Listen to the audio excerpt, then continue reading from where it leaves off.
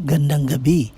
Heto na pang resulta sa ating STL Bulacan para sa araw na to, April 30, 2026, sa araw ng Thursday para sa ating third draw result. Ihanda nyo na mga STL tickets nyo at heto na ang resulta ngayong gabi.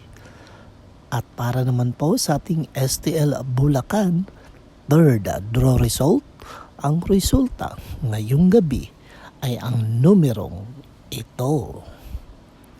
Reminder lang mga ka-STL, laganap ngayon ang krimen. Kaya pag-ingatan natin ang ating mga anak dahil matanda man o bata ay nagiging biktima na sa mga krimeng ito. Kaya mag-ingat kayo palagi. Don't forget to subscribe. Purple Green TV. Paki-like at share po. Thank you. Ingat kayo palagi.